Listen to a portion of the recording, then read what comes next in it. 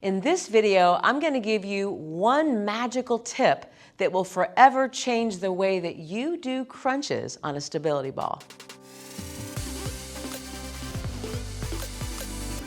Welcome to the Joint Longevity Lab by Fitness Integrated Science. I'm Lauren Irk, and in today's video, I'm going to give you my best tip about how to properly do crunches on a stability ball. Now, I spent decades traveling around certifying other fitness professionals in various stability ball programs. And without a doubt, this one tip is the most important thing that I ever had to teach people, and actually one of the hardest things to teach in general. Now, if you think about it, doing crunches on the ground is very different than doing crunches on a rounded surface, which is one of the major reasons why stability ball training can be so effective for the trunk and spine. But if you look at the mechanics of how we learn to crunch on the ground, when we come down onto our back, depending on how you're made, you may notice that you automatically have an opening behind your neck, and if you straighten your legs, you'll notice you have an opening behind your lower back as well. That's normal. Those are our lordotic curves. So the first thing that we have to do to be able to get our upper body off the floor is that we have to bring that space down into the ground. This gives us leverage so we can pick up our upper body. So this motion of moving the lower back into the ground is a very small amount of resistance that actually gives us the ability to start contracting our abdominal muscles. This is the definition, in fact, of spinal flexion in the lumbar spine. Then from there, I continue on with my flex position into the upper parts of my thoracic and cervical spine, coming into a crunch as I draw my ribs to my hips. Now, for a lot of people, this is not a lot of range of motion because I'm trying to pick up a lot of my body off the ground with gravity coming at me at a 90-degree angle, which is why crunches can be uncomfortable for a lot of people on their neck. Now bring in the stability ball, which took the fitness industry by storm, but a lot of people never used it correctly. When I'm sitting on a ball, obviously it's a rounded surface. So when I come off the floor, I immediately feel a little bit more comfortable, but now sizing becomes an issue. Make sure that the ball is somewhat high enough so that the knees can stay across from the hips. So you can get the ball a little larger for comfort or a little bit smaller if you want to work harder. But in general, that's a good rule of thumb. If you're under 6 feet, 55-centimeter ball is probably going to be the best for you. To get into position to work the abdominals, we still have to oppose gravity. So we have to get down there.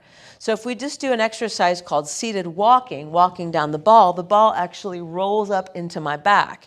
Now, when the ball comes into my back, I don't have gravity pushing me into the ball right now because my hips are sitting below my shoulders. So I'm going to intentionally move my lower back into the ball. So guess what? I'm already in contact with the ground like I was trying to do when I was lying on the floor. Now that I'm already in contact with the ball, the rest of the exercise becomes the upper part of the spine, the thoracic and cervical spine. So all we really have to do is just move the rib cage to the hips and work on tightening the abdominals with much less stress to the neck than I did on the floor. Where does the problem come in? People still want to flatten the lumbar curve even more than it already is. So this is what people do first. They lift their hips because this is what we do on the ground. Guess what this does? It takes away from our crunch because we've already done hip extension, unresisted spinal flexion right now. My spine is not really working just yet.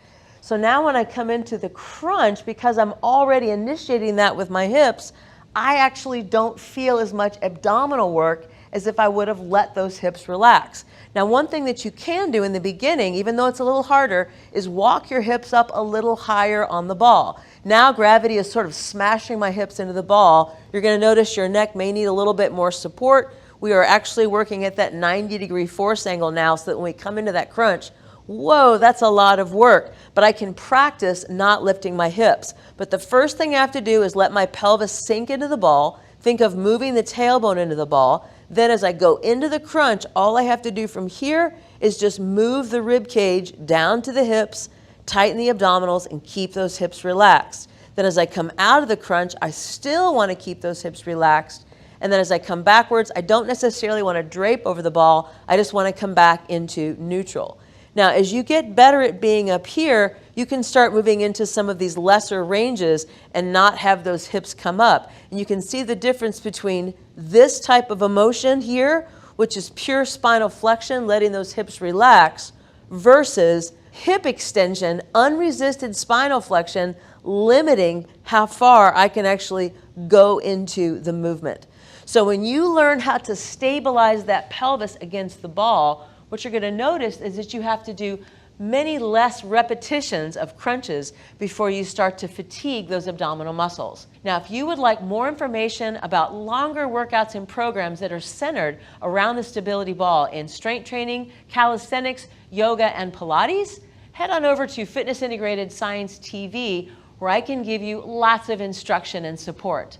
If you like this video, make sure to give me a thumbs up, share it with your friends, and also make sure that you're subscribed so that you never miss a video. Thanks for watching, and I'll see you next time.